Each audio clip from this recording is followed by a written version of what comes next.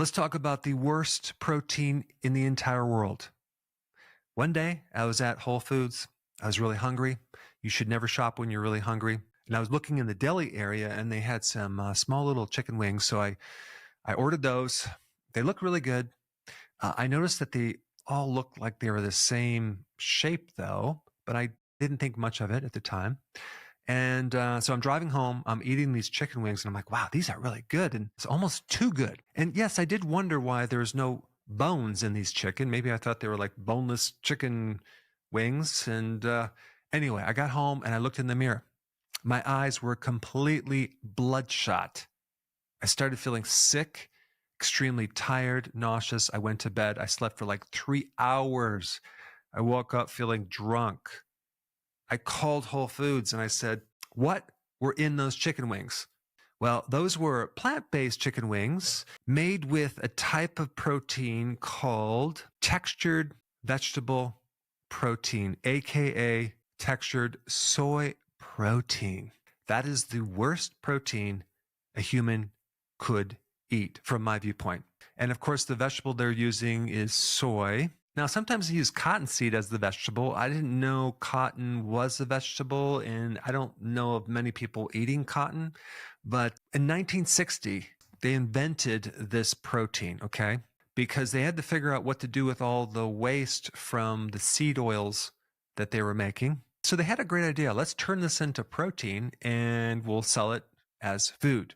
And now it's in veggie burgers. It's in fake meat products, fake hot dog products. It's in cereals, it's in kids' lunches, it's in a lot of different things. It is an ultra-processed ingredient. The word processed means to remove, okay? When you ultra-process something, you severely remove things from it. So they're taking the oil from the soybean, they're taking the nutrients, they're taking the fiber from it, they're heating it, they're putting chemicals, solvents like hexane, which, by the way, is in gasoline. And then you might ask yourself, like, how do they pull the hexane out of there? Do they use another chemical? Do they leave some of the residue in there? Well, there's no long-term safety studies. There's no upper limit that the FDA has put on hexane in your food. I mean, if there's a condition called chronic hexane toxicity. Well, that's mainly if you inhale it. But what if you're ingesting it all the time? Especially since almost 1/3 of our calories are seed oils. This product is something that has a very unique, weird shape to it. It has all these holes in it, and apparently it'll absorb 3 times its weight in liquid. So it basically acts as a super sponge, and over 95% of it is GMO. In nature, when you eat protein, it has a lot of things in it. It has vitamins and minerals and all sorts of things. So when you're eating this thing that's only a protein, what happens when you eat it, it has to rob nutrients from your liver. And so this relates to a similar product called soy protein isolates. So that's number 2. That's almost the worst protein. But I think this textured vegetable protein is even lower than that. But with the soy protein isolates, I mean, that's like in like cheese, cereal, infant formulas. And that too extracts nutrients from your liver, from your tissues. In practice, there was a diet that people went on, it was really popular, called ideal protein. And the type of protein that they use was not ideal. It was this soy protein isolate. And I noticed this, a high percentage of people on that diet had a lot of problems with the liver, had a lot of problems with the gallbladder. And when you turn a soybean into this soy protein isolate, the next step is to acidify it. And then you're adding bleach to take the color out, and then the deodorizers. And it is also in the category of ultra-processed food. There's something else I want to share with you called protein poisoning. Another name for that would be rabbit starvation. If someone is out in the wilderness and they consume just rabbit meat, which is extremely lean, there's like hardly any fat, it's just like pure protein, they can get pretty sick, okay? They can start developing fatigue, diarrhea, and even die. And so anytime you're eating just like a pure protein powder, realize that you're going to create stress on the body, especially if there's not key nutrients in there, especially the fat-soluble nutrients. So when you're eating this just pure protein without these other factors, you're going to be extracting and depleting fat-soluble nutrients.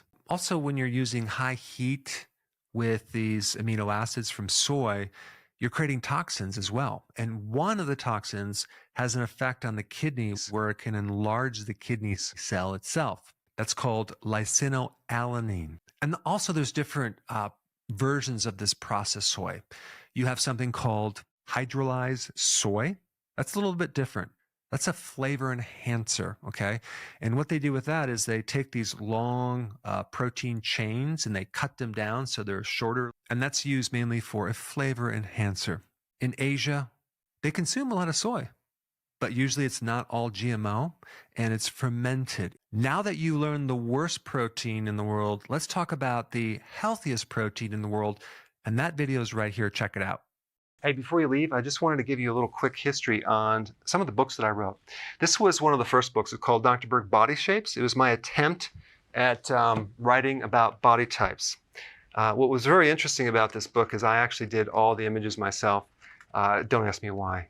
They look actually not quite as professional as some of the images that I have in the new book. But anyway, this is my first attempt right here called Dr. Berg's Body Shape Diets. And then I wrote a book more extensive called The 7 Principles of Fat Burning. I don't even have a copy anymore, actually, because it's outdated. The next book, I put about 1,000 hours into this one right here called The New Body Type Guide. Major updates on the body types. I put a lot of energy into this. It has professional images, graphics, all sorts of things.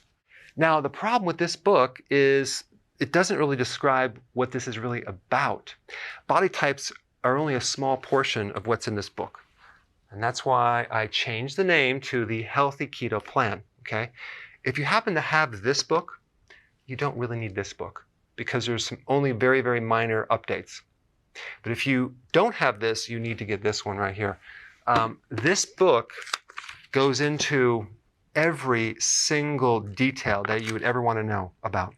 It goes into the 7 principles of fat burning. It goes into hormones, the body types, the basic keto plan. It goes into intermittent fasting. I talk about the 10 fat burning triggers and blockers and fat burning strategies with a lot of details in every single chapter. I go into body issues that interfere with losing weight. There's very few people that just have a weight problem. They have a lot of body issues, whether it's sleeping problems, stress problems, inflammation, menopause. I cover that extensively in this book. Then I talk about how to get rid of stress, and I show you a technique.